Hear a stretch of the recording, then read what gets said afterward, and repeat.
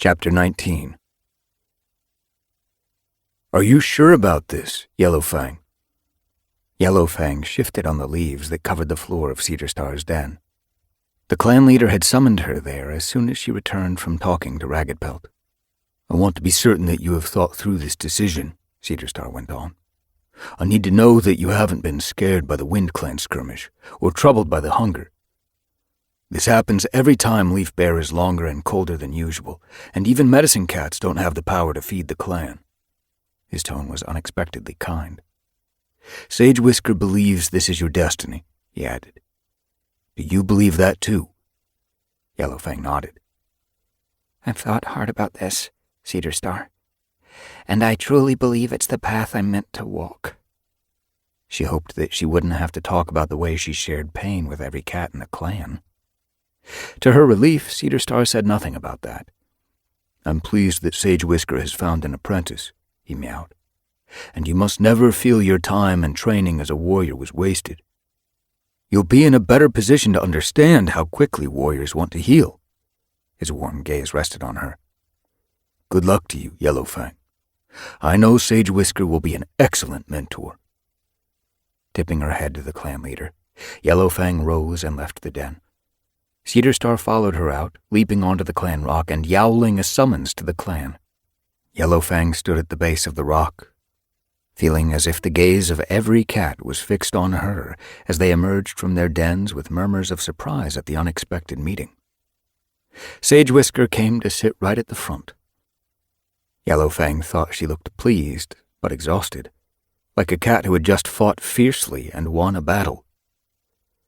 "I have good news for the clan," Cedar Star announced when all the cats were assembled.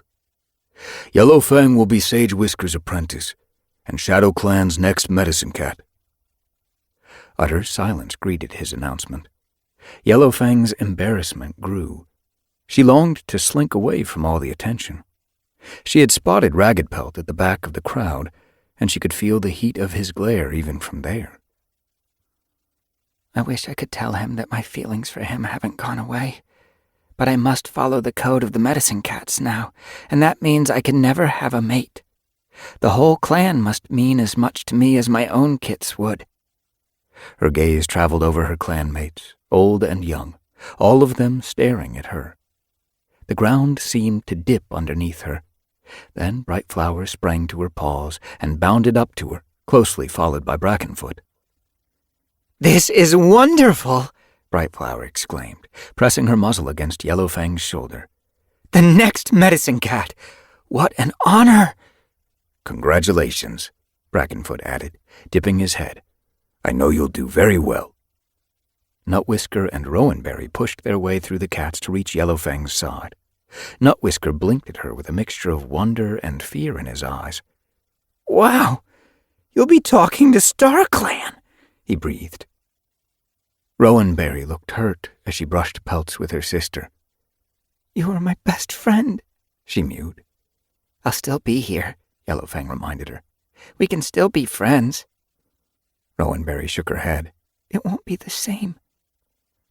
Yellowfang felt a wave of loneliness as she realized that her relationship with Ragged Pelt wasn't all that she had lost. But Sage Whisker's paw tapped her on the shoulder, giving her no time to dwell on what had changed. "Come on," the medicine cat meowed. "We have work to do." She led the way back to her den. Yellowfang sat down in front of her, feeling rather small and apprehensive. "There's so much I don't know." "Your first task," Sage Whisker began, "must be to control your feelings when other cats are sick and in pain." Yellowfang blinked in surprise. "I thought I had to do this because I have these feelings." "I can't be much help," Sage Whisker went on, "because I don't know what you actually experience. But is there any way you can block the pain coming from outside?" Yellowfang thought hard. "It's hard to know when it's not actually happening," she explained. "But I think I might be able to shut it out if I focus on myself, that I'm healthy, I'm not in pain, and I can treat this cat's symptoms." Sage Whisker nodded. "That sounds good. We can't test it until there is a cat in pain in the clan, but you should practice focusing on yourself. See if you can limit your feelings to your own body. I'll try. But that's like asking me to concentrate on breathing. I don't think about it, it just happens. Good, Sage Whisker mewed. Now, I want you to clear out the herb store and discard any dead leaves. You can identify what we have and when it would be used, and work out what we need to find in the forest. That's a huge job, Yellowfang thought in alarm. But before that, Sage Whisker went on, my nest needs more moss, and your nest needs sorting out now that you're going to sleep here permanently. Yellowfang stared at her mentor. Those are apprentice tasks, she objected. And you're an apprentice, Sage Whisker retorted. I'm going to see how Nettlespot and Cloudkit are, so you can get on with the bedding. Not waiting for a reply, she whisked out of the den. Yellowfang clawed at the old nests in a mutinous daze, dragging them out into the clearing in the sharp, frosty sun that gave no warmth. As she bundled up the moss and bracken, she heard a cat cough behind her and glanced over her shoulder to see Foxheart. That bedding is so dusty, the ginger warrior exclaimed with another exaggerated cough. Can't you do that somewhere else where it won't bother the warriors? Yellowfang tried to ignore her, but Foxheart hadn't finished taunting her. That's such a boring job, she went on with false sympathy. I wouldn't go back to being an apprentice. No way. Will you have to check the elders for ticks, too? When Yellowfang didn't reply, she added, After all, there are no warrior apprentices in the clan now. Wow, you are going to be busy. She flicked her tail at Yellowfang and ran off. Burning with indignation, Yellowfang dragged the old bedding out into the forest, where she shoved it under a clump of brambles. As she stumbled around in the undergrowth, collecting fresh moss and dried bracken, she felt more and more resentful. Sage Whisker just wanted someone to do all her dirty work. I never thought my destiny would include this kind of thing. I hope StarClan has a word with Sage Whisker and makes her treat me with more respect. Puffing under her load of new bedding, Yellowfang returned to camp. Her heart sank when she spotted Lizard Stripe standing near the fresh kill pile. Hey, Yellowfang, the tabby warrior called out to her. Could you clean out my nest, too? I'd like some more feathers in it, please. And I think the elders would like some fresh kill brought to them. Yellowfang was too tired and cross to answer. She tried to stalk past with her head held high, even though she was carrying such a huge bundle. Then she spotted Stonetooth standing outside the warrior's den. Lizard Stripe, what are you doing? He called, his voice annoyed. You're supposed to be on a hunting patrol. Frogtail is waiting for you. With a hiss of annoyance, Lizard Stripe bounded off. Stonetooth padded up to Yellowfang. You're doing great, he meowed. Don't worry. These mouse-brained warriors will get used to this in a couple of days when something else catches their attention. He let out a rasping purr. I think you'll make a fine medicine cat, Yellowfang. And remember this, when your apprenticeship is over, cats like Foxheart and Lizard Stripe will be coming to you for help. Yellowfang felt soothed by the deputy's kind tone and the twinkle in his eyes. Thanks, Stonetooth, she mumbled, struggling on with her burden toward the medicine cat's den. When she had arranged the bedding into 2 cozy nests, Yellowfang sat down to take a breath. The huge decision she had made began to sink in. This would be her life from now on. She would be separate from her clanmates, isolated by her knowledge and her connection with StarClan, and yet she would be the cat they would come to first if they were sick or injured. She began to look around the den, really noticing it for the first time and wondering if there was anything she might want to change. Her gaze traveled over the herb stores. I wonder if we could make a hollow somewhere to store moss for soaking. That would be much quicker than going outside the camp. And we could keep the cobwebs dry if we hung them on the thorns over there. Oh, StarClan, she whispered. If you can hear me, I think I'm okay with this. I can be a medicine cat, if that is what you want. For a heartbeat, she felt that cats with herb-scented pelts were brushing against her, receiving her into the long line of medicine cats who had cared for her clan for season upon season. Paw steps sounded behind her as Sage Whisker bustled back into the den. "What are you doing?" she scolded. "Why haven't you got the herbs out yet?" "I was just about to," Yellowfang defended herself. "Well, you need to work faster." Biting back a sharp retort, Yellowfang padded over to the herb stores. With Sage Whisker looking on, she began pulling out the herbs and sorting them into piles. "No, that's borage," Sage Whisker corrected her. "It goes with the other herbs for fever, like dandelion." "Okay." Yellowfang moved the leaves from one pile to another. "And be a bit gentler with them," Sage Whisker warned. "Most of this stuff is so dry, it'll fall apart if you go at it with rough paws." Yellowfang's paws tingled with a mixture of annoyance and embarrassment. She went on sorting herbs, acutely aware of Sage Whisker's alert gaze. "How would you use those daisy leaves for back pain?" Sage Whisker asked after a while. Give them to the cat to eat and—" "No!" Sage Whisker interrupted. "Chew them up and make them into a poultice, then fasten it on with cobwebs." Yellowfang's irritation spilled over. "Stop rushing me," she snapped. "I'll learn, but you have to give me a chance." Sage Whisker let out a snort, but Yellowfang was convinced she looked a little guilty. "I thought you knew more than that," Sage Whisker muttered. "How can I?" Yellowfang meowed. "I'm a warrior. I can feel when cats are in pain, but I don't know how to make them better. I only knew about the willow leaf because I saw you give one to Lizardfang once when he was vomiting." Sage Whisker nodded. "Okay, let's start again. And we'll focus on herbs that relieve pain before we think about herbs that cure infection or give strength or stop coughing." Yellowfang's head whirled. "There's so much to learn. Warrior training was much easier than this." The half-moon hung in the sky like a silver feather as Yellowfang followed Sage Whisker into the hills toward Highstones. Her belly churned with nervousness as she remembered the last time she visited the Moonstone with Deerleap. "I had such dreadful dreams there. Oh, StarClan, please don't make me go through that again." She felt nervous in a different way as she and her mentor approached Mothermouth, and she saw the other medicine cats waiting outside. Her pads prickled with apprehension. What would they say to her? As she and Sage Whisker plodded up the final slope, a graceful white she-cat with black spots on her pelt bounded forward to meet them. Her blue gaze rested on Yellowfang with friendly interest. "Greetings, Sage Whisker," she mewed. "Don't tell me you've found an apprentice at last." Sage Whisker shot a proud glance at Yellowfang. "I have, thanks StarClan. This is Yellowfang." The white she-cat gave Yellowfang a nod of welcome. "I'm Brambleberry, RiverClan's medicine cat," she told her. "Come and meet the others." Yellowfang padded beside Brambleberry toward the gaping hole in the hillside, while Sage Whisker dropped back a pace. Her gaze traveled over the other 3 medicine cats. 2 of them stood close together, an old speckled gray Tom whose pale blue gaze drifted over her without interest, and a younger silver-pelted Tom with a plumy tail. "I saw him once at a gathering, talking to Sage Whisker," Yellowfang remembered.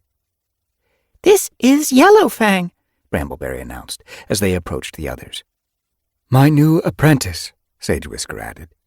"Yellowfang, these are Goosefeather and Featherwhisker of ThunderClan, and Hawkheart of WindClan." Yellowfang dipped her head politely. "Greetings," she meowed. "Welcome," Featherwhisker responded. "It's always good to receive a new medicine cat." Thank you," Yellowfang stammered. "There's such a lot to learn, but I'm glad to be here."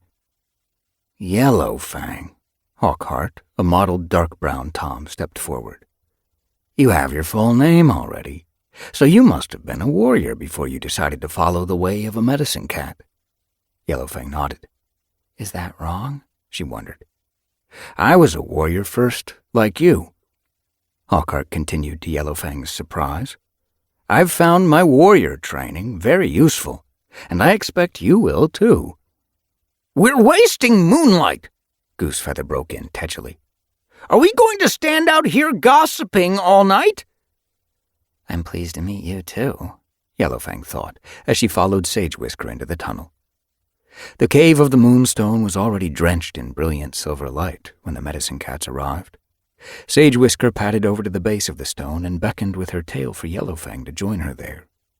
The other medicine cat sat down a few tail lengths away. "Yellowfang," Sage Whisker began, "is it your wish to share the deepest knowledge of Star Clan as a Shadow Clan medicine cat?" Yellowfang gulped. "It is."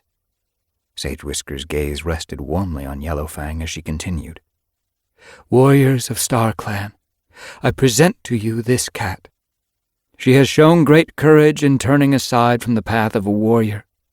My pride in her could not be greater.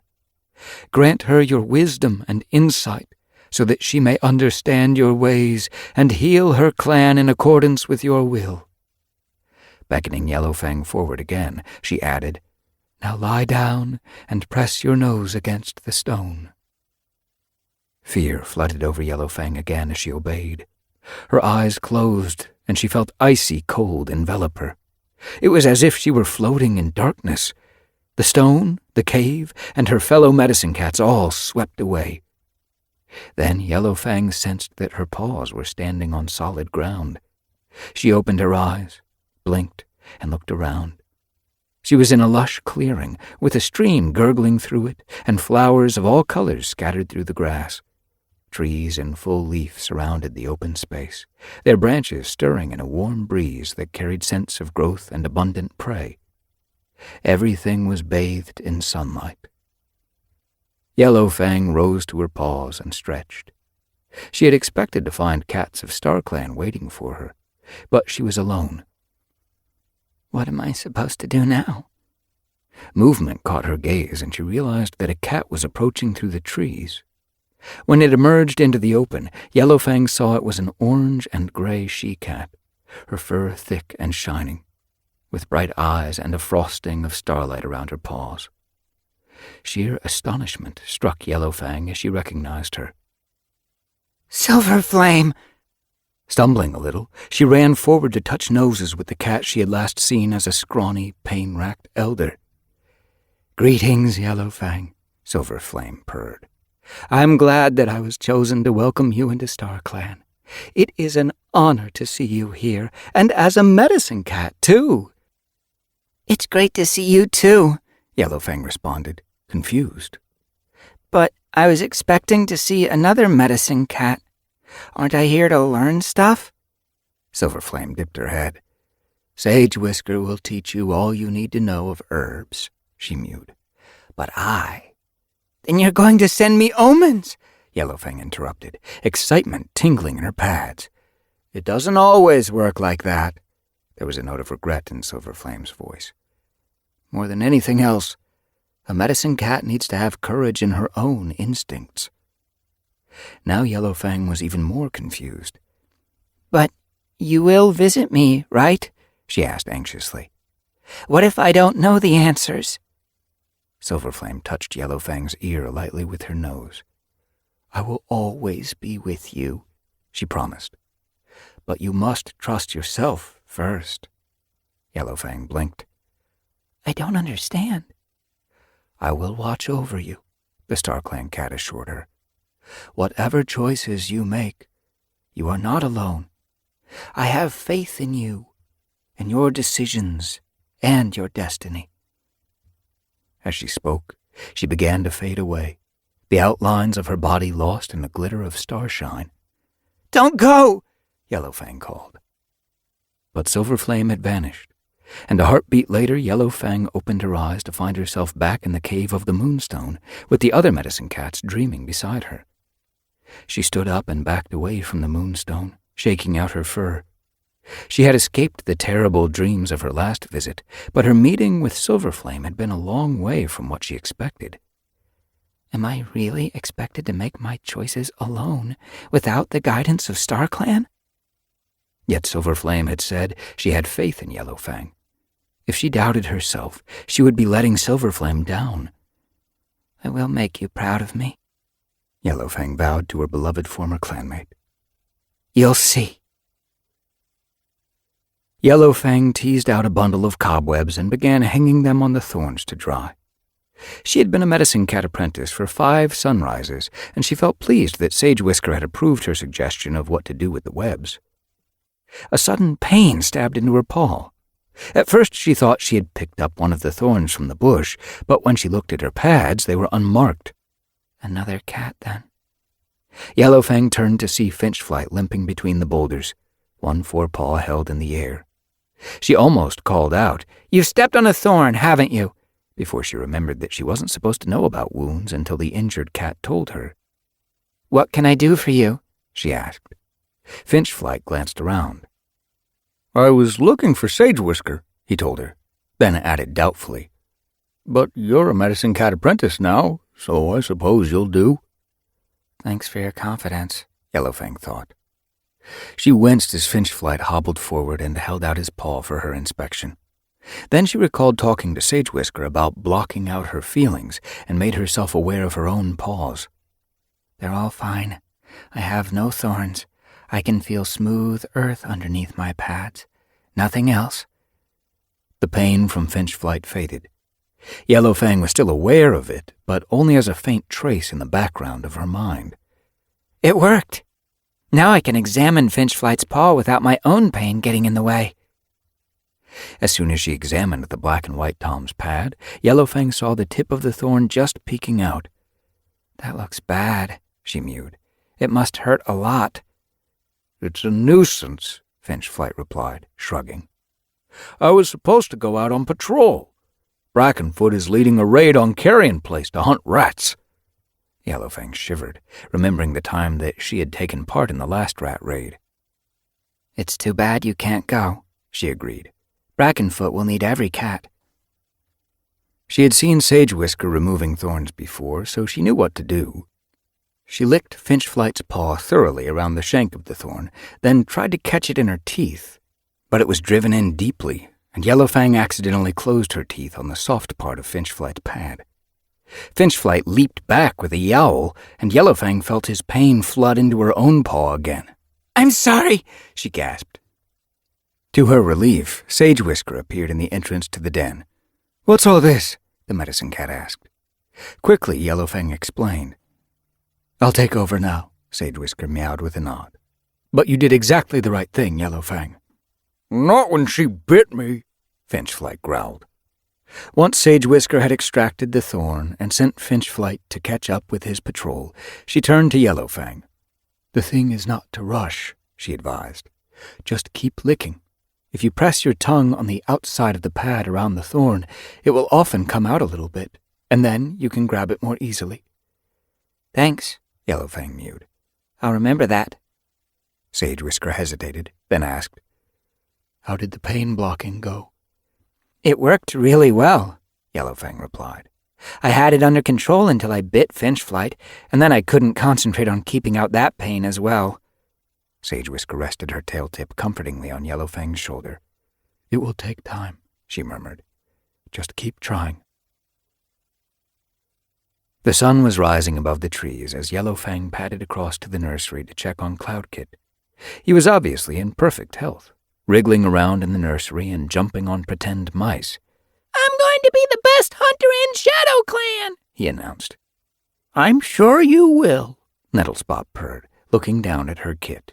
"He's completely better," she added to Yellowfang, who was aware of the new note of respect in her tone. "That willow cured him, just like you said. And he's grown so much in this last quarter moon." "I'm glad," Yellowfang began. "He should—" She broke off at the sound of yowls from the camp entrance. At the same moment, a wave of pain flooded over her, sharp stabbing wounds, as well as the dull ache of scratches. "What's that?" Nettlespot yelped, sitting up in alarm and drawing Cloudkit close to her with her tail. Within a heartbeat, Yellowfang forced herself to concentrate on the lack of injuries to her own body until the pain eased. "I am not hurt. The pain is not mine." Once she had it under control, she hurried out of the nursery. Sage Whisker had just appeared from her own den. Side by side, she and Yellowfang bounded across the camp to meet the returning cats. Yellowfang could hear the blood rushing in her ears. "My clanmates are wounded, but I am their medicine cat. I can help them." Chapter 20. Brackenfoot and Deerleap hurtled out of the tunnel with Toadskip, Scorchwind, Rowanberry, and Finchflight hard on their paws. Yellowfang could see that all of them bore scratches and bite marks. "What happened?" Sage Whisker demanded. "The rats happened," Scorchwind growled. Rowanberry shuddered. "So many rats!" The rest of the clan was emerging from their dens, clustering around and asking the same question. Eventually, the returning patrol settled down in the middle of the clearing, with their clanmates crowding around them. Cedarstar came out of his den, followed by Stonetooth, and joined them. Yellowfang found a place to sit next to Rowanberry and pricked her ears to listen. "No," Sage Whisker gave her a nudge. "We have to go around and check the injuries at the same time. Assess every cat, then treat the most seriously wounded first. I'll fetch the herbs we need." Feeling embarrassed that she hadn't realized that, Yellowfang jumped up and followed her mentor. Meanwhile, Brackenfoot explained what had happened. "As you know, we went to hunt along the edge of Carrion Place. At first, everything went well. Rowanberry caught a huge rat." He gave the young warrior a nod of approval.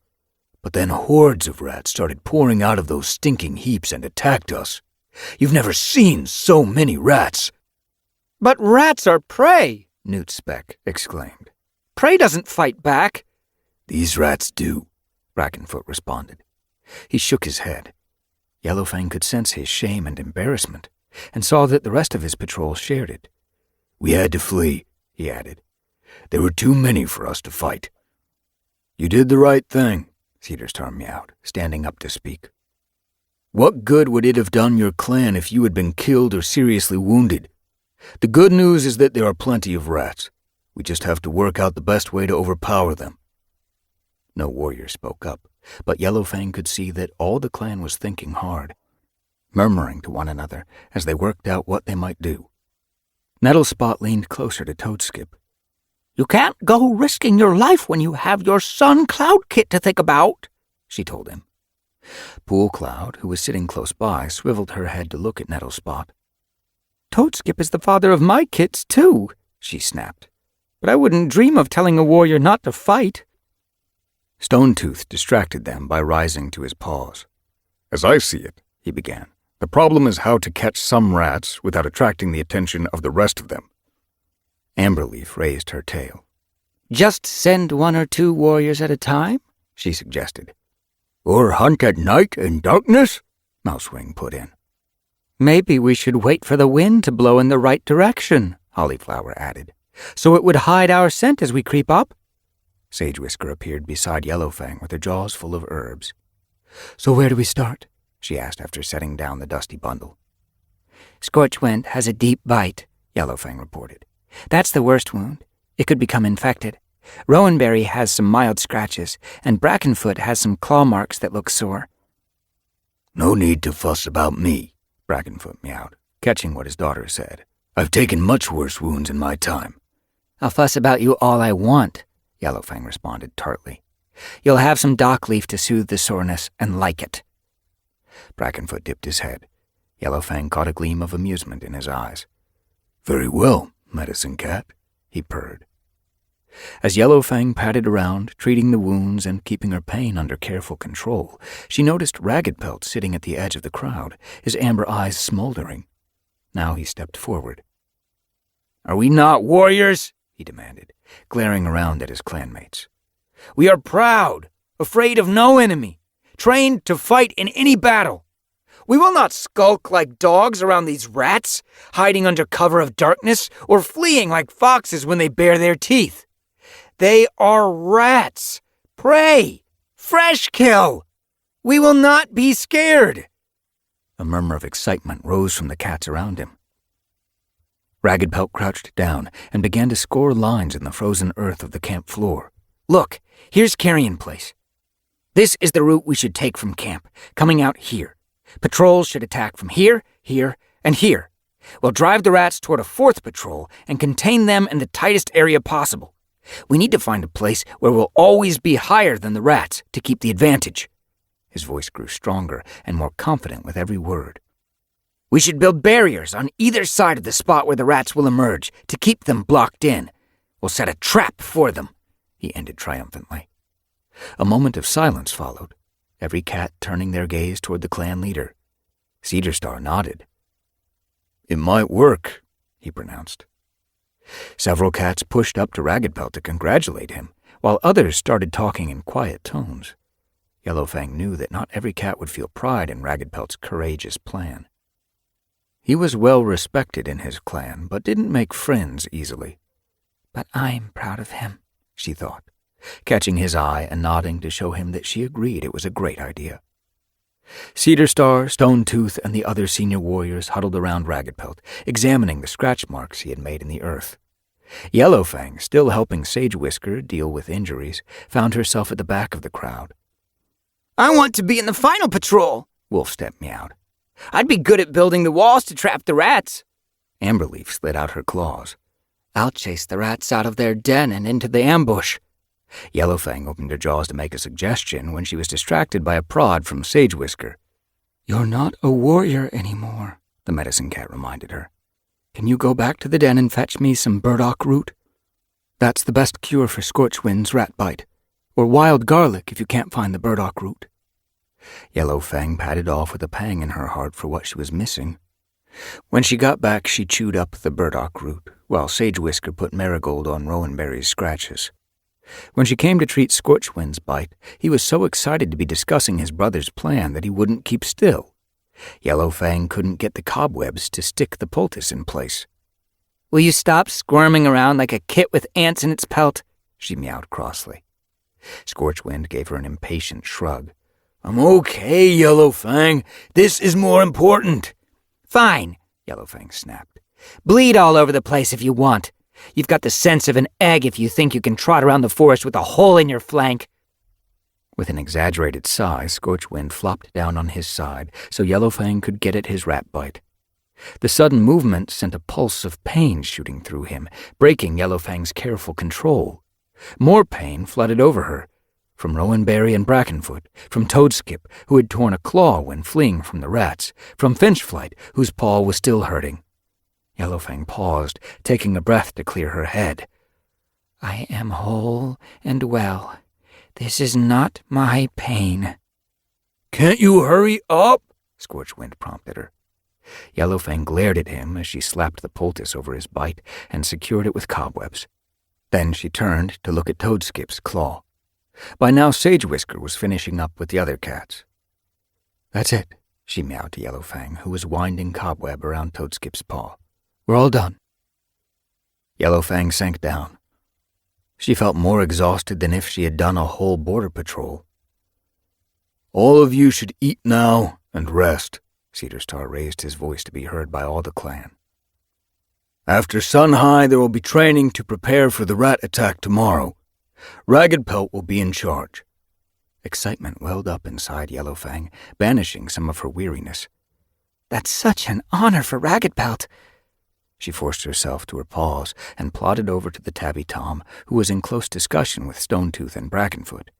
Raggedpelt, that was a great idea, she meowed. Raggedpelt turned to give her a nod. Thanks, Yellowfang. He spoke lightly, but Yellowfang wanted to believe he appreciated what she said. Sage Whisker was heading back to the den, and Yellowfang realized she should follow her, grabbing up the few leftover herbs as she went. Inside the den, she sighed as she looked at the mess of overturned and rummaged herbs, all the different leaves mixed up together and scattered in the grass. It'll be much worse after a battle, believe me, Sage Whisker told her. Come on, let's get it cleared up. As they began to sort through the scattered leaves, she added, Raggedpelt has some good ideas. He'll go far, that cat. Maybe even the next deputy. Yellowfang hid a thrilled purr. Raggedpelt could be close to achieving his ambition. Then a gust of regret shook her like a cold wind. Except I won't be his deputy. I'll be his medicine cat. The following day, Yellowfang woke to see a clear, bright sky with not a breath of wind to stir the trees. A perfect day for the attack, she thought as she poked her head out of the den. The clan was gathering in the clearing, buzzing with energy like a swarm of bees as Cedar Star, Stonetooth, and Raggedpelt arranged the patrols. Raggedpelt, you'll lead the last group, Stonetooth announced. You'll be responsible for killing the rats once they've been trapped. I'll fight beside you, blow for blow, Foxheart meowed to Raggedpelt. Yellowfang thought sourly that she looked as if she were plastered to his side with cobwebs. She felt a stab of jealousy as she remembered how proud she had felt when she and Arch-Eye had killed a rat on their visit to Carrion Place. Will I ever feel that kind of pride again? Sage Whisker emerged from the den with a bundle of herbs. Come on, she mewed, her voice muffled by the leaves. We have to be ready to go with them. We're going to? Yellowfang asked, startled. Sage Whisker nodded. We'll treat injuries as they occur, but stay out of the way of the fighting. That's up to the warriors, okay? Her eyes were stern, and Yellowfang knew she was giving her an unspoken reminder that she was a medicine cat now. Yellowfang went back into the den and loaded up with herbs and cobweb. The sticky strands made her sneeze as she tried to pick them up. The rats will hear me coming long before we get anywhere near Carrion Place, she thought, frustrated. Then she realized she could stick the clumps of cobweb to her thick pelt, far enough from her muzzle that they didn't make her sneeze, and went out again to join Sage Whisker, feeling pleased at her new idea.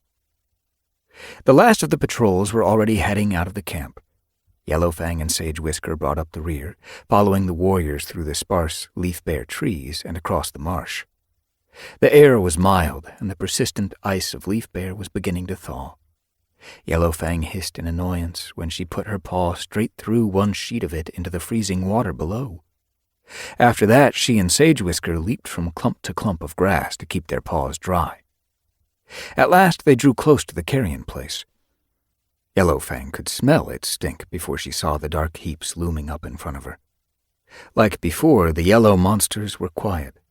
The only sound came from big white birds that flapped and shrieked above the piles of waste. While the patrols approached the two-leg fence, Sage Whisker cast around among the bushes at the edge of the marsh. What are you doing? Yellowfang asked. Finding a place under a bush, the medicine cat replied, where we can store our herbs and stay out of sight during the fighting. So we'll be hiding? Yellowfang mewed in dismay. That feels like we're cowards. No, Sage Whisker's eyes were sympathetic as she gazed at Yellowfang. We'll be keeping ourselves safe for when our clanmates need us. Yellowfang still thought it was a strange way to behave, but she made no protest and wriggled underneath a holly bush to lay out the herbs and cobweb they had brought. Her paws tingled with the urge to help as she watched Raggedpelt and his patrol pad up to the two-leg fence. Raggedpelt found a hole in the silver mesh, and he and Featherstorm enlarged it with their teeth and claws to let cats in and rats out. Meanwhile, Foxheart and Wolfstep started dragging branches up to build the trap. Look what we found, Newt Speck called from the edge of the marsh. She, Frogtail, and Lizardstripe were rolling a small tree trunk in front of them. We managed to pull it out of the ground, she panted as they reached the fence. Its roots are rotten, so it wasn't hard. I thought it would make a good vantage point for us to stand and jump down on the rats. Raggedpelt nodded. You're right, it will. As the walls of the trap took shape, he checked them carefully, leaping up on top to make sure they would bear a cat's weight. At one point the wall collapsed under him. Yellowfang gasped as he vanished in a whirl of flailing limbs and flying branches, but a moment later he crawled out, shaking debris from his pelt.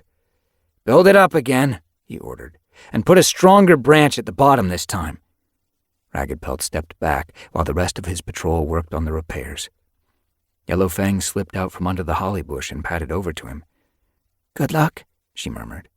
Raggedpelt looked at her. "I wish you were fighting alongside me," he mewed. Yellowfang turned her head away. "I will be here," she whispered. She expected that Raggedpelt would walk away from her in disgust. Instead, she felt his nose touch her ear. "I'll see you after the battle," he promised. A screech sounded from somewhere inside the Carrion Place, telling Raggedpelt that the other patrols were in place. Raggedpelt checked that his own patrol was ready, then yowled in reply. "Yellowfang, over here!" Yellowfang looked around to see Sage Whisker beckoning to her from under the bush. Reluctantly, she bounded back to join her, but stayed outside the branches to watch the attack. She realized she was holding her breath. Silence followed the yowls, broken after a few heartbeats by faint sounds of scrabbling and hissing. "The cats are chasing the rats out of their dens in the waste." Then Yellowfang heard squeaks growing rapidly louder and the sound of scratching paws.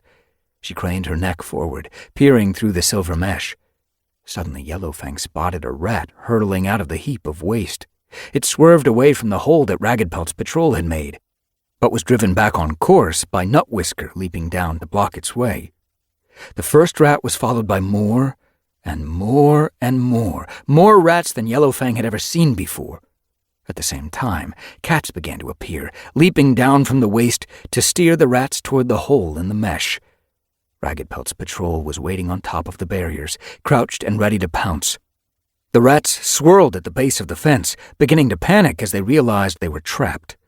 Yellowfang saw Brackenfoot jump into the center of the heaving mass and shove one toward the hole. "That way, stupid flea pelt!" he snarled. The other rats fled after it, thinking they had found a way of escape. But their squeaks grew louder when they realized that cats were waiting on that side of the fence, too.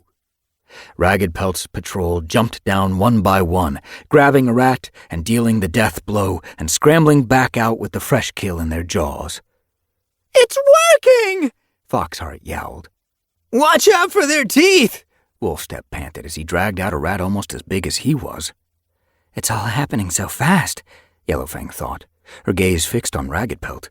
She held her breath every time he disappeared down into the trap and let out a gasp of relief when he reappeared with a dead rat. Then a yelp from beyond the fence distracted her. Yellowfang let out a wail of fear when she saw that the cats on the far side of the fence were surrounded. More and more rats had poured out of the pile, too many to fit into the trap. With nowhere to escape, they had turned on the warriors, clawing and biting, and the warriors were badly outnumbered, trapped against the fence while waves of rats crashed over them. Ragged Pelt was the first in his patrol to notice what was happening. "Stop killing!" he yelled. "We have to help the others!" But the hole in the fence was blocked by terrified rats. Ragged Pelt and his cats had to scramble over the silver mesh in a desperate attempt to help their clanmates. Yellowfang's belly clenched as Stonetooth went down with a couple of huge rats clinging to him. More cats rushed to help him, but the swarming rats blocked their way. Cedar Star disappeared under a wave of brown bodies and lashing hairless tails. "I can't bear this!" Yellowfang exclaimed. "We can't just stand here and do nothing!" Sage Whisker slid out from under the bush and rested a paw on her shoulder. "We have to protect ourselves," she meowed. Yellowfang stared at her. "There's no point if we have to watch all our clanmates die." Shaking off Sage Whisker's restraining paw, Yellowfang rushed up to the fence and flung herself over it. Just below her, a huge rat was attacking Deerleap. Yellowfang leaped straight down on top of it and killed it with a single blow to its neck. All around her, ShadowClan cats were fighting for their lives. Yellowfang spotted Foxheart battling two rats at once, killing both of them in a whirl of teeth and claws. Nutwhisker and Rowanberry dragged off a rat that had fastened its teeth in Brightflower's shoulder. Then all three cats turned to help Stonetooth to his paws and fend off the rats that were attacking him. Yellowfang felt the gnawing of sharp teeth in her muscles and concentrated on blocking it out. She caught a glimpse of Ragged Pelt diving into the snarl of rats swarming over Cedar Star. For a heartbeat, he vanished, then fought his way up again, dragging Cedar Star with him, his teeth in the clan leader's scruff. "Clear the hole!" he yelled. Yellowfang, Arch-Eye, and Mudclaw fought their way through the battling rats to the hole in the fence. Yellowfang felt a savage satisfaction as she sank her claws into rat after rat and hurled them out of the way. Her warrior training flooded back, and she focused on nothing but slicing and slashing, feeling warm bodies split beneath her claws. Fighting together, the three cats managed to clear the hole so that Ragged Pelt could pull Cedar Star through. Brightflower followed with a feebly staggering Stonetooth. Shoulder to shoulder with her clanmates, Yellowfang fought the rats off, keeping them away from the hole so that the rest of her clan could struggle through. When the last cat was out, Foxheart and Mudclaw pushed the branches of the barrier up against the hole to block the rats inside, though some of them were already starting to squeeze through the mesh into ShadowClan territory. "Back to the camp!" Ragged Pelt screeched. The cats fled, the stronger warriors helping the ones who were badly injured. Yellowfang spotted Sage Whisker fleeing with them, abandoning the herbs they had brought, and raced to catch up. Chapter 21. Yellowfang paused for breath, taking a moment to control the pain she felt from her clanmates. Around her the camp was in chaos. Injured warriors lay everywhere in the clearing. Her mouth was flooded with the taste of bitter herbs. She knew she had to eke out the remaining stalks as sparingly as she could, for so little was left. I wish we hadn't had to leave so much under that holly bush. 2 warriors in particular worried Yellowfang. Stonetooth, who had been bitten badly on his hind leg, and Hollyflower, who had a bite in her neck. She wanted to consult Sage Whisker, but the medicine cat had vanished with Cedar Star into his den and hadn't yet reappeared. Eventually, Sage Whisker emerged from among the oak roots, looking somber, and padded over to Yellowfang. Cedar Star has lost a life, she reported quietly. It was hard, but he's recovering now. Yellowfang's eyes widened in shock. She had never known the clan leader to lose a life before. How many lives does he have left? She asked. 1, Sage Whisker replied, her eyes darkening with worry. But keep that to yourself. Only medicine cats know how many lives the clan leader has. Yellowfang nodded. What about the other cats? Sage Whisker prompted. Let me see what you've done. Yellowfang led her around the clearing, showing her the poultices she had applied, the wounds covered in cobweb, and told her which cats had been given poppy seeds for the pain. Very good, Sage Whisker commented. When you've had more practice, you won't need to use quite so much cobweb, and you can be a bit more generous with the poppy seed for full-grown warriors. We don't have much left, Yellowfang reminded her. True, Sage Whisker let out a sigh. This is one of the worst defeats I can remember. The danger now is infection. Rat bites can be very poisonous. We'll have to keep a close eye on Hollyflower and Stonetooth. I'll go out later and look for some more burdock root, Yellowfang promised. Or if I can't find any, I'll get wild garlic. She padded over to the spot by the tiny stream at the edge of the camp, where she had piled up a heap of moss. Gripping a bundle in her jaws, she dipped it in the water and carried it over to Ragged Pelt. The tabby tom was lying near the fresh-kill pile, curled up tightly on himself. He had taken a few deep scratches on his nose, which were going to leave scars. Yellowfang's belly clenched with pity, and it was a struggle for her to block out his pain. Here, I've brought you some wet moss, she mewed. I don't want it, Ragged Pelt mumbled, not looking at her. Other cats need it more. Other cats have had some, Yellowfang assured him, laying the moss down beside his nose. I'm a medicine cat now. You have to listen to me, and you will have a drink. Ragged Pelt let out a groan, but he extended his tongue and took a couple of laps at the moss. This is all my fault, he groaned. I nearly killed my clan. No, Yellowfang crouched down beside him. The plan was brilliant. It could have worked. There were just too many rats. I should have thought of that, Ragged Pelt snapped. While Yellowfang was trying to figure out how she could reassure him, Crowtail limped up and halted beside Ragged Pelt. Cedar Star wants to see you, she announced. Ragged Pelt blinked despairingly up at her. He's probably going to order me to leave the clan, he muttered, hauling himself to his paws and heading toward the clan leader's den. Yellowfang fought with panic. Cedar Star can't send Ragged Pelt away. Desperate to know what would happen, she followed Ragged Pelt, and to her relief he let her come with him. Inside the dark den beneath the oak roots, Cedar Star looked weak, his eyes a little glazed as he struggled to sit up. Ragged Pelt hung his head as he entered, his tail drooping. I'm sorry, he meowed. I have failed. Punish me as you wish. For a moment, Cedar Star was silent. We lost the battle, he rasped, but you did not fail. You saved me from the rats, and you did everything possible to help the rest of your clanmates. But, Ragged Pelt tried to interrupt. Cedar Star silenced him with a raised paw. Hold your head high, Ragged Pelt. There is a chance of defeat in every battle. You gave your all, and I ask for nothing more. I ask for more than you do then, Ragged Pelt flashed out. You should be kinder to yourself, the clan leader responded. We can all learn lessons from today. This method of trapping can be used with other prey, one way or another. For now, the clan must concentrate on healing and regaining our strength. He dipped his head toward Raggedpelt. I am honored to call you a clanmate, and this proves you are more than ready for an apprentice. Cloudkit will be yours as soon as he's ready. Raggedpelt stared at him. "Thank you, Cedar Star," he stammered. The clan leader let out a purr. Go and rest now.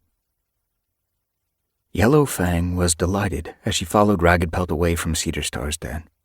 But the tabby warrior's tail still dragged behind him, and his shoulders were hunched. Cedar Star's praise hadn't comforted him at all. Catching up to him, Yellowfang whispered, "You should be proud like Cedar Star said." Raggedpelt glared at her. "I will never be proud of defeat," he hissed.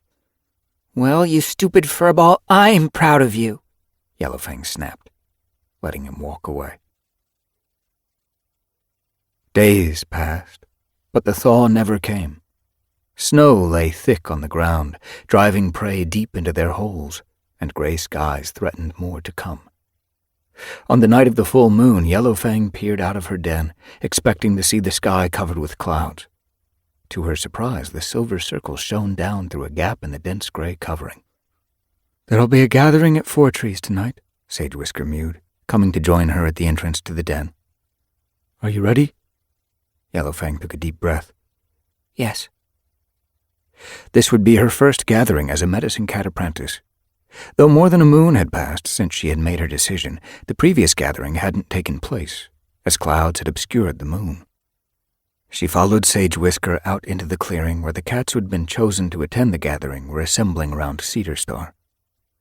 The clan leader had recovered well from the battle against the rats, but Stonetooth was looking frail, and Yellowfang noticed that he limped badly when he walked.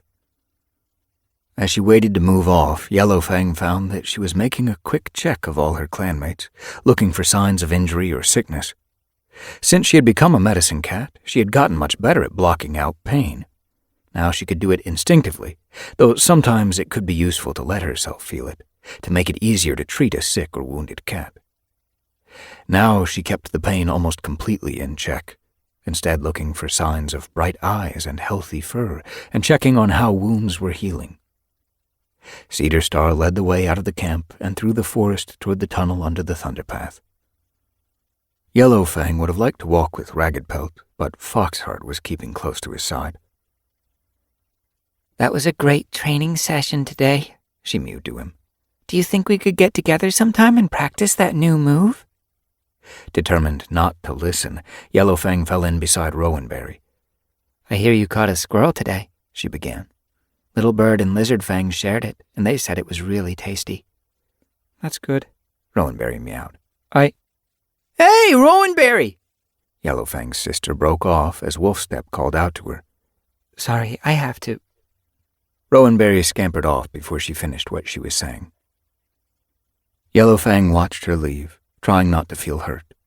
After a few heartbeats, Sage Whisker joined her. "It can be lonely," the old medicine cat murmured, as if she could read Yellowfang's thoughts. "But your clanmates will always need you, more than you or they realize." Wind Clan had already arrived at Four Trees by the time the Shadow Clan cats reached the hollow, and Thunder Clan arrived at almost the same moment. Yellowfang glanced around with interest as she made her way through the clumps of fern that covered the slope.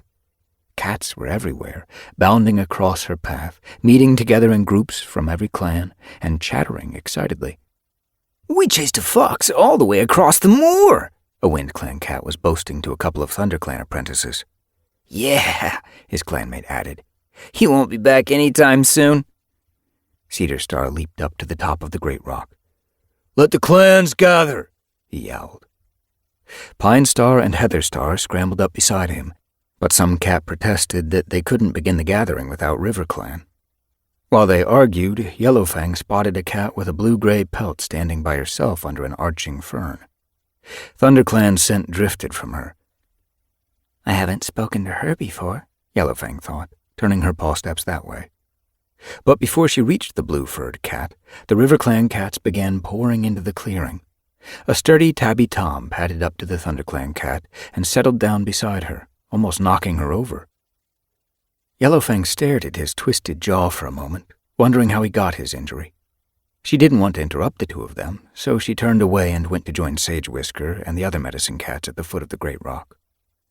As she approached, Feather Whisker rose to his paws and came to meet her. "Greetings, Yellowfang," he meowed.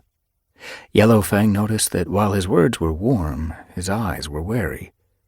"How are things going? I see that some of your clanmates are battle-scarred. Has there been trouble recently?" Yellowfang felt the fur on her neck and shoulders beginning to bristle up. "Nothing we couldn't handle," she replied curtly. "Keep your pelt on," Feather Whisker told her. "We're medicine cats. We can tell one another anything." "And if there's anything you need to know," Sage Whisker added, appearing at Feather Whisker's side, "rest assured we'll tell you." There was no chance for Feather Whisker to say any more, because at that moment Pine Star of ThunderClan stepped forward to the edge of the great rock and announced that the gathering would begin. Yellowfang listened as the other clan leaders gave their news. There wasn't much of interest. She guessed that all the clans had been hard-pressed during the cold leaf bear. But none of the leaders would be prepared to admit it. Finally, Cedar Star paced to the front of the great rock and looked out across the assembled clans. "It is with sadness that I must announce our deputy, Stonetooth, is moving to the Elder's Den," he announced. A gasp of astonishment came from the Shadow Clan cats. Looking around, Yellowfang realized that none of them, except for Stonetooth himself, knew anything about this. "Stonetooth! Stonetooth!" his clan called. The deputy, standing at the base of the great rock, dipped his head solemnly.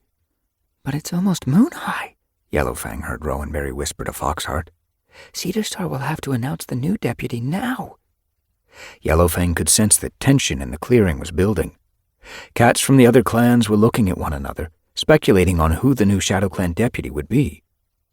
Deputies were normally appointed within the clan, not in public like this. "Ragged Pelt will take his place," Cedar Star went on. "Ragged Pelt! Ragged Pelt!" His clanmates yowled his name to the sky. Yellowfang tried to yowl louder than any of them, shocked and delighted.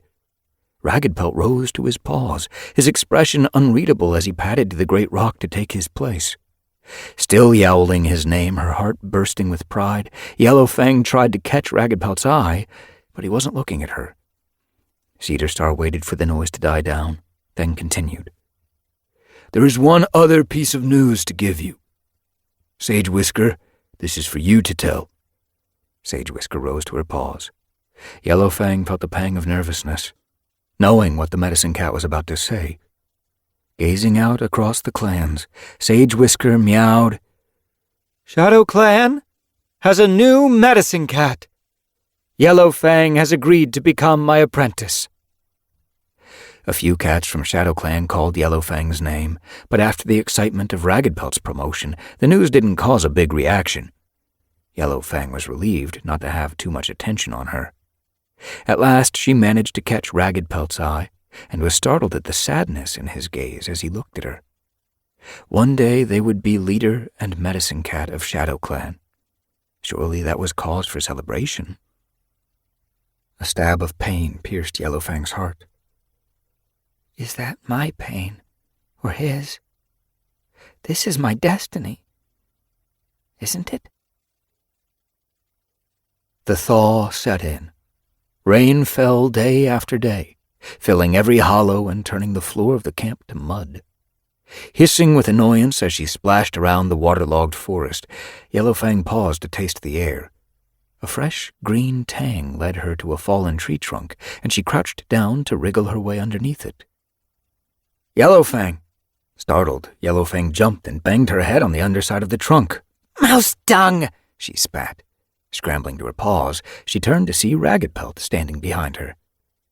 "That hurt," she complained. "Are you mouse-brained or what?" "Sorry," Ragged Pelt blinked at her. "I had to talk to you away from the camp." He hesitated, took a breath, and continued. "Yellowfang, are you sure you've made the right choice?" Yellowfang gazed back at him. For once he wasn't trying to quarrel with her. His voice just sounded sad. full of such deep sorrow that there was no bottom to it. "I miss you," he went on. "I'm going to be the leader of Shadow Clan, and I wanted to have you as my deputy." "I'll be your medicine cat," Yellowfang mewed. "You know I want more than that," Ragged Pelt told her. He took a pace toward her, and his scent flooded over her. His whiskers brushed her ear. "I know you're a medicine cat now," he whispered. "But that doesn't change the way I feel about you." "My feelings haven't changed either," Yellowfang whispered back, her voice quivering.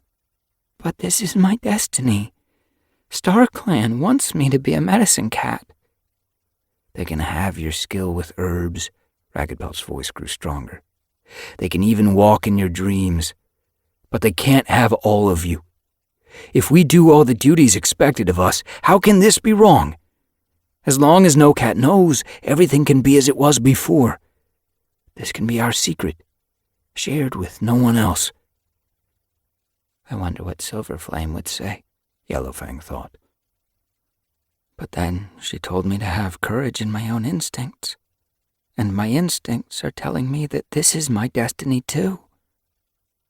Yellowfang leaned closer to Ragged Pelt, feeling the warmth of his fur, and crushed down a feeling of guilt. "I can keep a secret," she murmured. Chapter 22. Yellowfang watched a scarlet leaf spiraling down from a branch above her head. At the last moment, she sprang up and clawed it out of the air, pinning it to the ground with a triumphant yowl. More scarlet and golden leaves tumbled from the trees. Happiness bubbled up inside her. Throughout New Leaf and Green Leaf, she and Ragged Pelt had kept their promise to each other. And no cat in Shadow Clan knew that they had been meeting in the remotest parts of the territory. The only cats who could possibly know were their ancestors in StarClan. And since she had received no signs warning of terrible consequences, Yellowfang had begun to believe that StarClan would allow her to be both Ragged Pelt's mate and a medicine cat.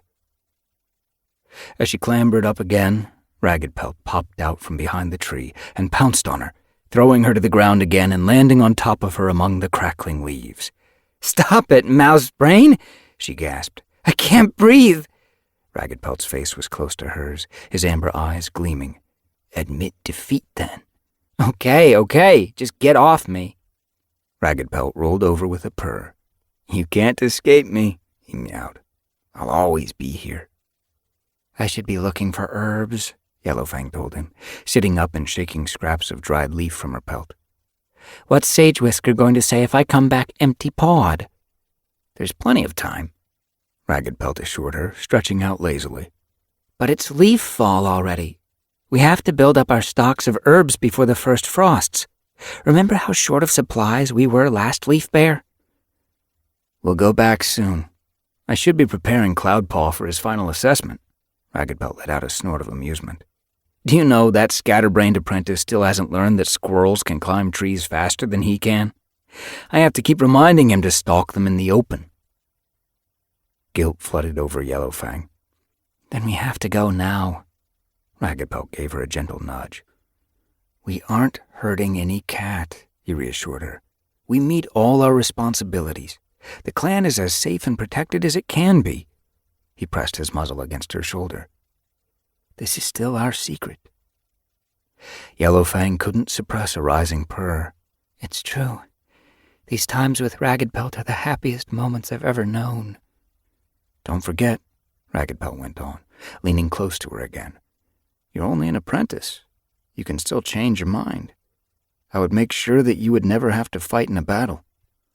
I'll be leader soon, after all, and I'll do everything to keep you safe." Curled warmly into his fur, Yellowfang was tempted for a heartbeat. But then she thought of everything she had learned from Sage Whisker, and she knew again that this was a path she had to follow, at least for a while. She shook her head. Ragged Pelt gave her a gentle nudge. "I'll persuade you yet," he murmured. Before Yellowfang could respond, a terrible screeching filled the forest. Together the two cats leaped to their paws. "It's one of our patrols," Ragged Pelt exclaimed. "They're being attacked!" Shoulder to shoulder, Yellowfang and Ragged Pelt bolted through the trees, following the sound. Heartbeats later, they came to a clearing. Staring across the open space, Yellowfang saw 4 of her clanmates grappling with 4 huge rogues. The stink of Two-Leg Place caught her in the throat, making her gag. Ragged Pelt let out a roar of fury and leaped into the battle. He flung aside a rogue who was pinning Rowanberry down and crashed into the flank of another who was lunging for Blizzard Wing's throat. They fled, screeching, and the other 2, realizing they were now outnumbered, raced after them. "Don't come back!" Ragged Pelt yowled after them. Yellowfang padded into the clearing. Rowanberry scrambled to her paws and helped Blizzard Wing up. Wolfstep flung himself in pursuit of the rogues, only to come back at a sharp order from Ragged Pelt. All 3 of them looked battered, but Yellowfang could see that their injuries weren't serious. "It was my fault," Rowanberry gasped. "I was leading the patrol. I should have scented them, but they jumped out on us." "They were just looking for trouble," Ragged Pelt snarled. Yellowfang scanned the clearing. She had seen 4 of her clanmates fighting, but she could only account for 3. "Where's the 4th cat?" Then she caught a glimpse of white fur among a clump of ferns and raced over to see Cloudpaw, lying ominously still. "Oh no!" she yelped. "What's he doing here?" Ragged Pelt gasped, as he came to stand beside her and look down at his motionless apprentice. He couldn't find you," Rowanberry admitted. "So he asked if he could come on the border patrol to practice his scenting skills before his final assessment." She hesitated, then added reluctantly, "I let him take the lead. He didn't pick up the scent of the intruders until it was too late." Trying to ignore the stricken look in Ragged Pelt's eyes, Yellowfang bent over the apprentice. At first she couldn't see anything wrong with him, so she carefully let go of her control so that she could feel his pain. At once, agony surged through her. She felt as if some fierce creature was inside her, trying to claw its way out through her belly. Her head reeling from it, her legs beginning to buckle, she reached out and gently turned Cloudpaw over. His belly had been slashed open. The grass underneath him was scarlet from his blood. "Is he dead?" Rowanberry whispered. Yellowfang shook her head. She had already spotted the faint rise and fall of Cloudpaw's chest. Forcing herself to block off the pain again, she turned to the other cats. "Wolfstep, run back to camp and warn Sage Whisker. Blizzard Wing, find me some cobwebs. Try under those bushes. I have to stop the bleeding before we can move him." "I'll carry him," Ragged Pelt mewed hoarsely. Once Yellowfang had covered the wound with cobwebs, Ragged Pelt insisted on taking Cloudpaw on his shoulders, even though the apprentice was nearly full grown. Staggering under his weight, with Yellowfang and Blizzard Wing on either side, he struggled back to the clearing. Wolfstep had already alerted the clan, who gathered around as Ragged Pelt carried his apprentice through the tunnel. Nettlespot let out a piteous wail when she saw her son. "My precious Kit! Save him! You must save him!" "We'll do our best," Yellowfang promised her. The 2 newest apprentices, Nightpaw and Clawpaw, watched in alarm as Ragged Pelt progressed slowly across the clearing, until their mentors, Foxheart and Crowtail, came up and swept them away. At last, Ragged Pelt reached the medicine cat's den and laid Cloudpaw gently down on a bed of moss. Sage Whisker flicked him with her tail as he tried to settle down beside his apprentice. "No, Ragged Pelt," she mewed. "You've done all you can. It's time to let us take over." Ragged Pelt looked as if he was about to argue, then rose to his paws in silence. With one last look at Cloudpaw, he left the den, his head and tail drooping. Yellowfang watched as Sage Whisker bent over Cloudpaw and eased the cobwebs away from his wound. When she had laid the gash bare, the medicine cat looked up, meeting Yellowfang's gaze. "It's very serious," she mewed. "It might be kinder to let StarClan take him now." "No," Yellowfang hissed. "This cat will not die. I'll care for him myself if you're willing to give up." Furious with Sage Whisker for admitting defeat, Yellowfang went to the entrance of the den and stuck her head out. "Hey!" she called to Nutwhisker, who was padding past. "Fetch me some wet moss as quickly as you can." Her brother dashed off, and Yellowfang went to the herb stores and uncovered horsetail, goldenrod, and marigold, which she mixed together in a poultice. Crouching beside Cloudpaw, she licked the wound until it was as clean as she could make it. then bound the poultice in place with strands of cobweb from the thorn bushes. After a moment, she felt Sage Whisker beside her, holding the leaves in place while Yellowfang secured the cobweb. "I won't stop you from trying to help him," the old medicine cat told her, "but you must be prepared for the worst." By the time the wound was dressed, Nutwhisker was back with a jaw full of dripping moss. Yellowfang squeezed some water into Cloudpaw's mouth. He was still unconscious. She watched the slight movement of his chest, the only thing that told her he was still alive. Icy fear froze Yellowfang from ears to tail tip at the thought that those feeble breaths might stop altogether. The sun was going down behind the trees, and a chilly wind rose. "I'll stay with him," Yellowfang told Sage Whisker. She settled down beside him. "I'll keep him warm." Sage Whisker nodded and went out to check the scratches of the other cats who had been in the fight. Darkness had fallen by the time she returned. She came over for another look at Cloudpaw, then curled into her own nest. "Call me if there's a problem," she mewed to Yellowfang before closing her eyes. Yellowfang sat beside the injured apprentice, gazing up at the sky as the warriors of StarClan emerged. "Was this our fault?" she whispered. "Did it happen because Ragged Pelt and I were together? Please, StarClan, send me a sign. And if you're angry with us, please don't punish this apprentice. He's too young to come to you yet." But the stars glittered coldly above her, and she didn't know if her plea had been heard. Weariness eventually overcame Yellowfang, and she fell into a doze. Then she felt a cat gently nudging her. She started up, thinking that Cloudpaw needed her, only to find herself standing in a wind-swept marsh. The cat beside her was holding out a leaf of comfrey. Yellowfang didn't recognize him, but he bore the scent of ShadowClan and the scent of herbs, too, in his thick gray pelt. As she took the leaf, Yellowfang heard a thin wailing by her paws and looked down to see a tiny tabby kit with blood trickling from a scratched ear. Yellowfang bent her head and chewed up the comfrey leaf so that the juice trickled onto the kit's ear. At once the wound closed up, as if it had never been there, leaving no scar. Raising her head again, Yellowfang saw the gray cat was holding out a different leaf. Beyond him was another cat, and another, a line stretching out into the distance as far as Yellowfang could see. They were passing herbs to one another, sending the leaves along the line to Yellowfang in a hushed silence. "They're all medicine cats," Yellowfang realized with astonishment. "And I'm one of them, at the end of the line, treating this cat, but with all of their support and wisdom to help me."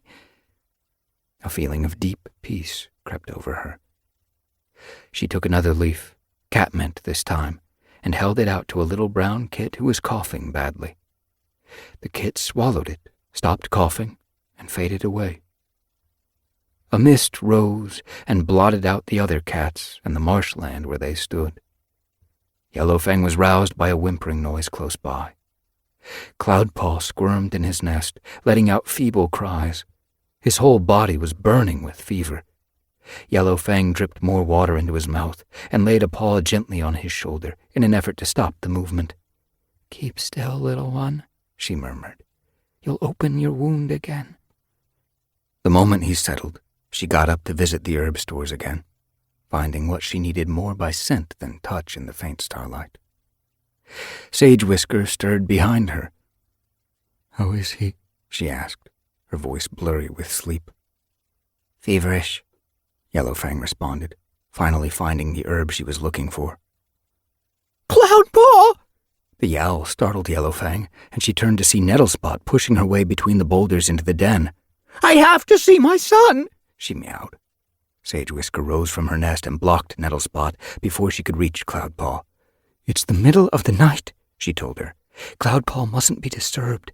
Come back tomorrow. But I need to see him, Nettlespot insisted. Not now. Sage Whisker's voice was gentle. Cloudpaw needs his rest. I promise you, if he gets worse, we will call you. Nettlespot hesitated, then turned and left the den, her tail drooping. Yellowfang was glad to see her go, though she could understand her fear. "It's hard for her," Sage Whisker commented, as she padded over to look down at Cloudpaw. Her expression grew even more worried. "Yellowfang," she whispered, "you can't save every cat." "No, but I can save this one," Yellowfang growled. "I'm giving him dandelion. That should bring the fever down and help him to sleep." Sage Whisker nodded. "Mix in a couple of borage leaves," she suggested. Yellowfang chewed up the herbs and thrust the pulp between Cloudpaw's jaws. As the night wore on, she repeated the treatment, not caring how low the stalks of the herbs were growing. Cloudpaw must live. Nothing else matters. As dawn light began to seep into the sky, there was movement at the entrance to the den, and Ragged Pelt pushed his way between the boulders. "Oh, is he croaked. "Holding his own?" Yellowfang replied. She felt her heart ache as she watched the tabby warrior bend over the motionless form of his apprentice. As Ragged Pelt drew away, she met his gaze. "I will save him," she vowed. She couldn't speak of what they had been doing when Cloudpaw was hurt, and she could see that Ragged Pelt would never speak of it either. Their guilt ran too deep. "I've ordered more border patrols," Ragged Pelt told her, "to make sure those rogues don't come back." Yellowfang nodded. "Don't let the apprentices patrol there until we're sure it's safe," she advised. Ragged Pelt gave a brusque nod. "Of course not." He left, and Yellowfang remained by Cloudpaw's side. Throughout the day, one by one, the members of Shadow Clan crept into the den to visit him. Yellowfang kept guard over the apprentice, not letting any of his visitors stay for long. Even Nettlespot, whose panic over her kit was no help at all. As the sun was going down again, Sage Whisker tapped Yellowfang on the shoulder with her tail. "It's time you got out of here for a while," she meowed. "No," she went on, forestalling Yellowfang's protest. "You can't care for Cloudpaw if you fall ill yourself. Go for a walk around the camp, have some fresh kill and a drink, and you'll feel much better. I'll keep an eye on him." Reluctantly, Yellowfang stumbled into the clearing and wandered around in a daze, aware of the glances of other cats. Every one of them knew how ill Cloudpaw was. Brightflower bounded up to her and steered her toward the fresh kill pile. "Here's a good juicy vole," she mewed, pushing it toward Yellowfang. "I'm going to sit with you and make sure you eat every bite." Yellowfang was sure she couldn't choke down a single mouthful, but as soon as she tasted the prey, she realized how ravenously hungry she was. She gulped down the fresh kill and went for a drink at the tiny stream at the edge of the camp, before making her way back to her den. Another long night's vigil with Cloudpaw stretched in front of her. The apprentice still had not recovered consciousness, but Yellowfang, watching him as if he were a piece of prey she was about to pounce on, thought that his breathing seemed a little stronger. Once again she raised her eyes to StarClan, shining in frosty splendor above her. "Take me if you must," she prayed with all her heart. "But save him. None of this is his fault. I'm so sorry." Eventually, worn out by grief and guilt, Yellowfang dropped into a light, troubled sleep. She woke to find Sage Whisker prodding her in the shoulder. Panicking, she sprang to her paws. "Is it Cloudpaw?" she demanded. "Is he worse?" Sage Whisker's eyes were gleaming. "No," she purred. "He's waking up. He's still in a lot of pain, but he's asking for water." Yellowfang gazed down at the apprentice. His blue eyes were glazed, but his breathing was normal, and the fever was down. "I'm so thirsty," he mewed. "Oh, and my belly hurts." "It will hurt for a while yet," Yellowfang told him, while Sage Whisker brought him more wet moss. "But it means you're getting better. Now keep still, and I'll put a fresh dressing on your wound." Once Yellowfang had fastened a new poultice in place, she left Sage Whisker to look after Cloudpaw while she went in search of Ragged Pelt. She found him in the clearing, organizing the day's patrols. He turned away from the other cats and bounded up to her with a desperate question in his eyes. "Cloudpaw has woken up," Yellowfang meowed before he could say anything. "He's not out of trouble yet, but the worst of the infection has cleared." Ragged Pelt closed his eyes and let out a vast sigh of relief. "Thank you," he murmured. "A short walk, mind you," Sage Whisker instructed. "Just as far as the fresh kill pile and back. You don't want to tire yourself out on your first time out of the den." 2 more days had passed. Cloudpaw was recovering fast and was well enough to be allowed into the clearing for a little while. He scraped the earth of the den floor impatiently, though Yellowfang guessed he would be glad to get back to his nest before he had walked many paw steps. "I'll go with him," she offered. Outside in the camp, lots of his clanmates were waiting to greet the apprentice. "Cloudpaw! Cloudpaw!" they yelled as he appeared. Cloudpaw gave Yellowfang a bewildered look.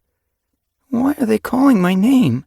"Because you fought bravely," Cedar Star told him, patting up. "We'll make you a warrior as soon as you're better." Cloudpaw stumbled as he tried to give an excited bounce. "Thank you," he mewed, tipping his head to his clan leader. Metal Spot dashed up, brushing past Cedar Star in her haste to get to her son. "My precious kit," she purred. "Oh, Yellowfang, thank you, thank you." "I only did my duty," Yellowfang murmured. Cloudpaw looked almost overwhelmed as Rowanberry and the other cats in the patrol clustered around him. "Cloudpaw, it's great to see you again," Rowanberry meowed. Before Cloudpaw could respond, Yellowfang pressed closer to his side, fixing Rowanberry and the others with a stern glance. "Give him space," she ordered. "He's barely back on his paws." She spotted Ragged Pelt on the edge of the crowd and steered Cloudpaw over to him, away from the others. Ragged Pelt looked down at him, then bowed his head. "I'm sorry I let you get hurt," he meowed. Cloudpaw looked baffled. "It wasn't your fault," he protested. "I should have scented those rogues before they ambushed us.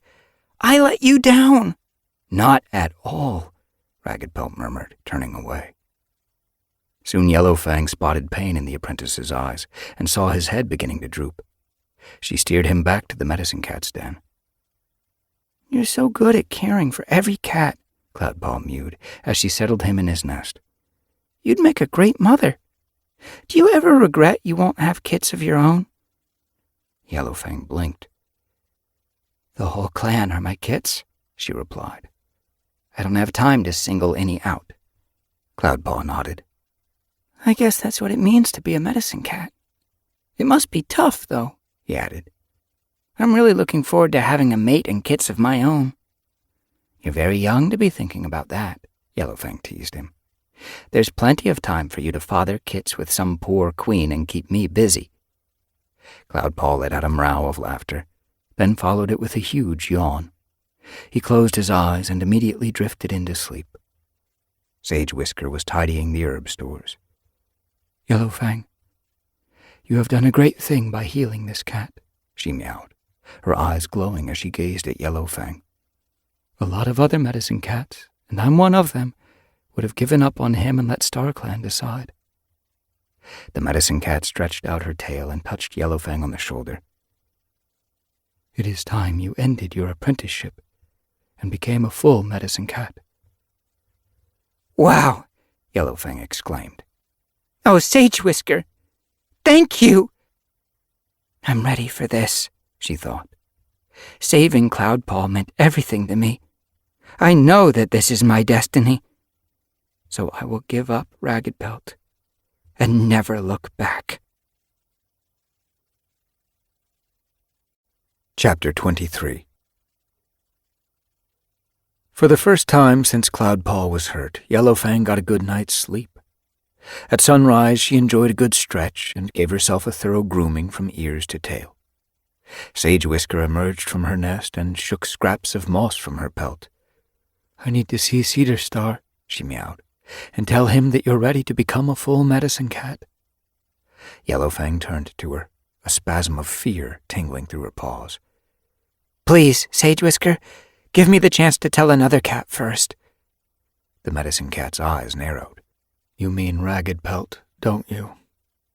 Words failed Yellowfang. She just looked down at her paws, How does she know? You are bound by the medicine code now. This is how it is for all of us, and how it must be for you, Sage Whisker prompted, her voice firm. Always? Yellowfang whispered. Without waiting to hear more, she darted out. The first cat she saw was Nutwhisker, ambling over to the fresh-kill pile. Have you seen Ragged Pelt? She called to him. He took a hunting patrol out into the marshes, Nutwhisker replied. They haven't been gone long. You'll catch up to them if you hurry. Thanks. Yellowfang raced out through the tunnel and into the trees. Soon she reached the edge of the marshes and spotted Ragged Pelt several fox lengths away. Foxheart was stalking something among a clump of scrubby bushes, while Frogtail and Mudclaw were just visible farther away. Ragged Pelt! Yellowfang bounded from one grassy hump to the next, heading for the tabby tom. As she approached, she spotted something flickering in the grass, and Ragged Pelt turned toward her, spitting with frustration. Now look what you've done! I nearly had that lizard. Sorry, Yellowfang panted. But I have something to tell you. Ragged Pelt's ears flicked forward. What? Not Cloudpaw, is he? Cloudpaw is fine. Yellowfang paused. It was harder than she had expected to deliver her news. Sage Whisker is going to make me a full medicine cat at the half-moon gathering tonight. Ragged Pelt stared at her. Are you sure that's what you want? Have you enjoyed the last few moons with me? You know I have. Yellowfang sighed. But healing Cloudpaw has shown me where my heart lies. I must be a medicine cat. Ragged Pelt took a pace toward her, his tail lashing and his neck fur fluffing up. You're throwing your life away, he snarled. I thought you'd have gotten over your fixation with herbs and cobwebs by now. You never take me seriously, Yellowfang retorted, her pain curdling into anger. You have no idea what it means to be a medicine cat. Glancing across to where Foxheart had just made her catch, she added savagely, Why don't you go and have kits with her instead? She's always mooning around after you. Foxheart means nothing to me, Ragged Pelt growled. My whole world is you, Yellowfang, and the future we could have together. For a heartbeat, Yellowfang could see that future too, and she was drawn to it in spite of herself. But she knew how impossible it was for her to turn her paws aside from the path she had chosen. This is my destiny, she mewed. You cannot change it. No, Ragged Pelt responded. But you could. Yellowfang could tell by the spring in her step that Sage Whisker was excited as they prepared to leave for the half-moon gathering at the Moonstone. In contrast, as she checked on Cloudpaw's wound and made sure he had water and a piece of fresh-kill, Yellowfang felt hollow inside. I've lost something so precious, but I can't abandon my duty to my clan, not even for Ragged Pelt. This is so cool, Cloudpaw meowed, his eyes shining. We'll finish our apprenticeships at the same time, Yellowfang. Yellowfang nodded. You'll be a good warrior, Cloudpaw. And you're already a great medicine cat. Sage Whisker prepared traveling herbs for both of them, and the two cats set out from the camp just after sunhigh. With every paw step, Yellowfang felt as if she was leaving part of herself behind. Several of her clanmates waited beside the tunnel to wish her good luck, but Ragged Pelt was not one of them. He stood watching her from the far end of the clearing and didn't say a word. Yellowfang was always slightly nervous at the thought of crossing WindClan territory, even though medicine cats had the right to do so on their way to the Moonstone. To her relief, they saw only one patrol in the distance. Reedfeather, the clan deputy, was leading it, and he simply acknowledged the two medicine cats with a wave of his tail. Twilight was gathering by the time Yellowfang and Sage Whisker reached Highstones. The other medicine cats were already there. Yellowfang is here today to be made a full medicine cat, Sage Whisker mewed when greetings had been exchanged. Hawkheart, the WindClan medicine cat, stepped forward and rested his tail tip on Yellowfang's shoulder for a moment. Congratulations, he murmured. As you know, I was a warrior before I became a medicine cat, just like you. I've always found it a great help. Goosefeather of ThunderClan ignored her, his gleaming, unfocused eyes suggesting that he was away somewhere inside his own head as usual. But Brambleberry of RiverClan pushed up beside the others, her eyes shining and her white pelt gleaming in the dusk. "I'm so excited for you," she exclaimed. Yellowfang thanked the two cats for their good wishes, then turned to face Featherwhisker. The second ThunderClan medicine cat was regarding her with the same mixture of wariness and curiosity that he always showed. "Your clan must be pleased to have a second medicine cat," he mewed. "I trust all is well with you?" ShadowClan is doing fine, Saidwhisker responded brusquely. "What about you, Yellowfang?" Featherwhisker commented. "Have you found it hard to change from being a warrior to the life of a medicine cat?" You don't know how hard, Yellowfang thought, but she wasn't about to tell Featherwhisker that. He needs to butt out and mind his own business. To her relief, Sagewhisker saved her from having to reply. "Come along," she urged the others. "If we hang around gossiping, we'll be late for the Moonstone." She led the way up the last steep slope to where Mothermouth yawned in the side of the hill. As Yellowfang made her way down the twisting passage into the heart of the hill, she felt her doubts and heartaches drop away behind her. "I'm going to be a full medicine cat." The cave of the Moonstone was still dark when they reached it. Only a faint twinkle of starlight trickled down through the ragged hole in the roof. The medicine cats took their places around the crystal and waited. Yellowfang almost let out a squeal like an excited kit when at last the moon shone through the hole and drenched the Moonstone in a cold, unearthly light. "It's the most beautiful thing in the world. Every time I see it, it still surprises me." Sagewhisker rose to her paws, stood beside the Moonstone, and beckoned to Yellowfang with her tail. Feeling that her paws would barely support her, Yellowfang joined her at the heart of the frosty light. Gazing up at the moon, Sagewhisker spoke. "I, Sagewhisker, medicine cat of ShadowClan, call upon my warrior ancestors to look down on this apprentice. She has trained hard to understand the way of a medicine cat, and with your help, she will serve her clan for many moons." Yellowfang felt as if she and her mentor were standing alone in the circle of light, while the rest of the world had faded away. She could hear whispers and the soft pad of paws at the edge of the cavern. Were long-dead medicine cats from StarClan here, watching?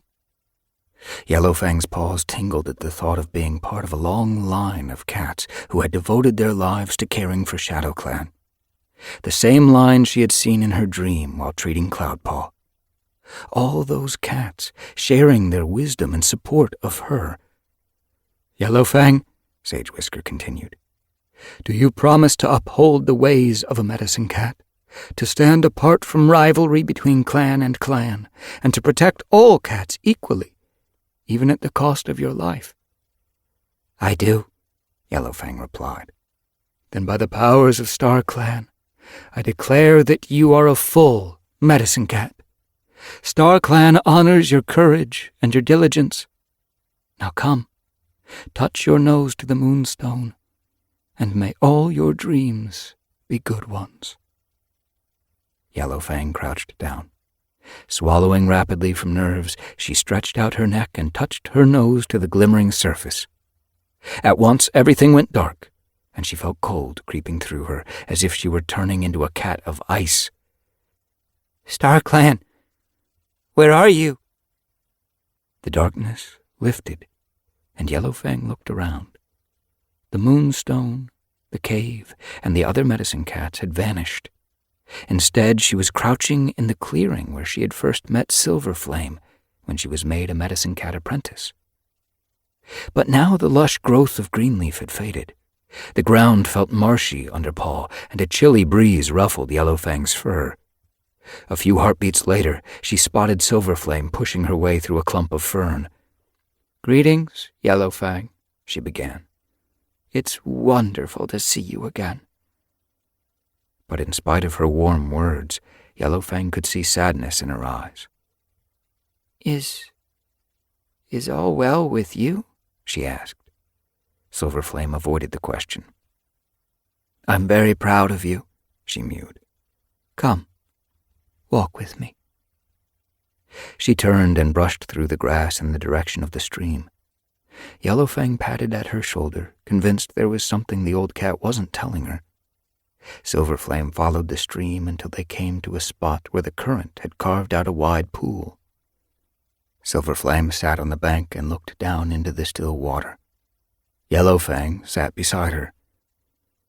Why have you brought me here? Silverflame gestured at the surface of the pool with her tail. Yellowfang looked down and saw her own reflection staring back at her, with Silverflame's reflection beside her. Then she let out a gasp. Behind her, she saw the reflections of 3 kits, their tiny bodies huddled close together. Confused, Yellowfang rose to her paws and spun around. No kits were in sight, and the grass wasn't long enough to hide them. She drew in a sharp breath, but there was no kit scent in the air. I saw kits, she exclaimed to Silverflame. Where did they go? There was a strange, sad knowledge in Silverflame's eyes, but she didn't reply. Instead, her outline began to fade. No, Yellowfang protested. Don't go! I don't understand.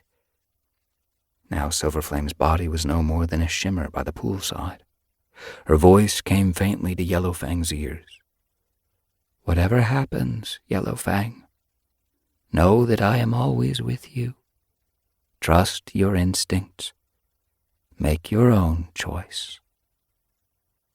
The sunlight was swallowed up by darkness, and Yellowfang opened her eyes to find herself back in the cavern of the Moonstone.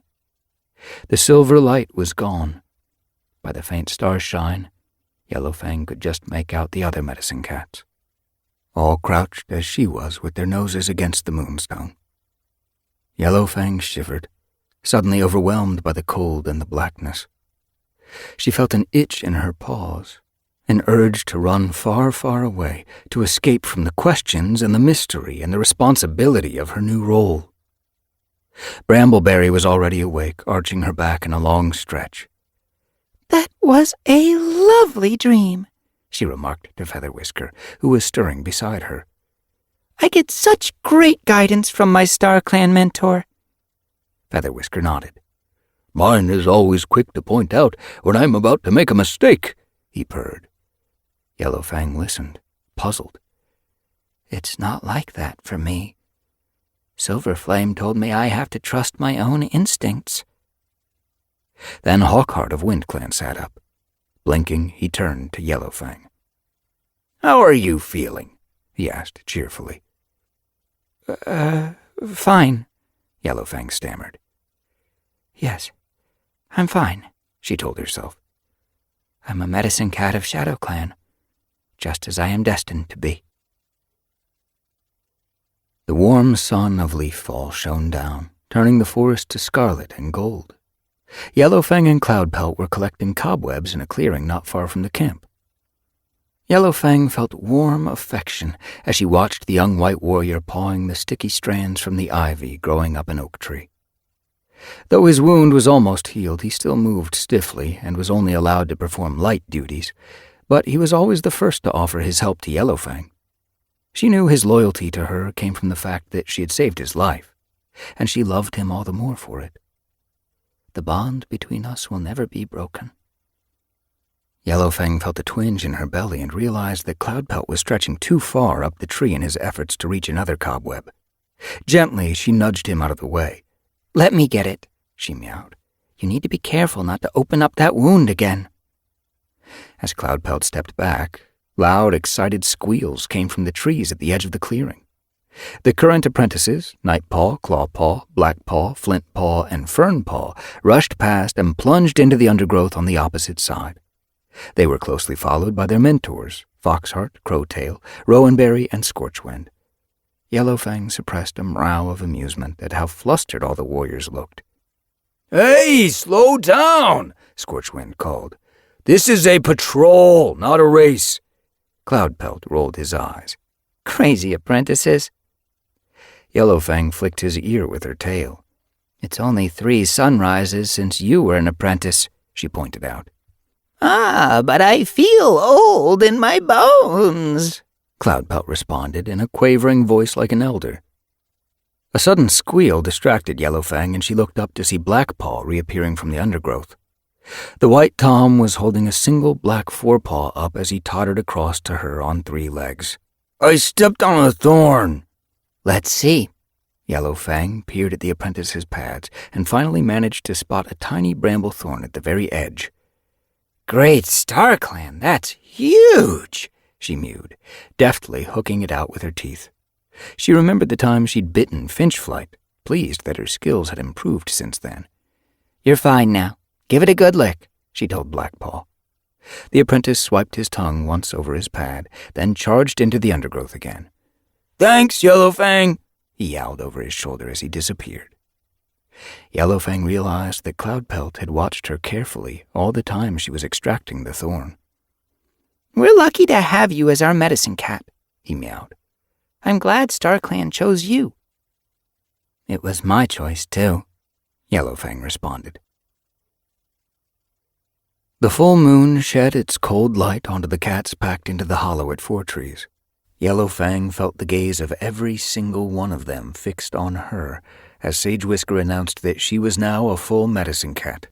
"Yellowfang! Yellowfang!" The yowls of welcome rang out around her, mainly from the other medicine cats. Yellowfang's heart swelled with a mixture of pride and comradeship at the thought that she was one of them, privileged to care for her clan and to interpret the signs of StarClan for them. "This truly is my destiny." Then she caught Raggedpelt's eye. He had not joined in the cheering. Instead, he was scowling at her. He had hardly spoken to her in the half-moon since she had taken her vows as a medicine cat. "Why can't he understand and be glad for me?" Yellowfang wondered, shooting him a look that was sharper than flint. "If he's going to be the next Shadow Clan leader, I will be his medicine cat, and we will need to lead the clan side by side. Why can't he be satisfied with that?" Yet Yellowfang could not stifle a pang of regret for what she had lost. Instead, Foxheart clung to Raggedpelt's side like a burr. She was there now, leaning close to him, whispering into his ear. "It'll change when he is leader," Yellowfang decided. "He'll just have to accept that this is the way things are." As Heather Star began to speak, Yellowfang felt a strange wriggling sensation in her belly. She shifted around among the fallen leaves, trying to get comfortable. Sage Whisker gave her a prod. "Keep still," she hissed. "I can't concentrate on what Heather Star is saying." "Sorry," Yellowfang muttered. "Do you have a pain somewhere?" Sage Whisker asked. "Have you eaten crow food by mistake?" "That must be it," Yellowfang agreed. But she knew what this feeling was. She'd treated enough pregnant queens now to recognize the quiver of unborn babies, even before their mother's belly had begun to swell. Yellowfang tried to block out the sensation, wondering which of the queens around her could be expecting kits. But the wriggling went on, even though Yellowfang held her breath with the effort to concentrate on her own stomach. Which meant that these weren't the feelings belonging to another cat. These were truly inside her belly, kicking and squirming and growing. A cold sensation of dread crept through Yellowfang's fur. "I'm a medicine cat now. Great StarClan. There's no way I can have kits."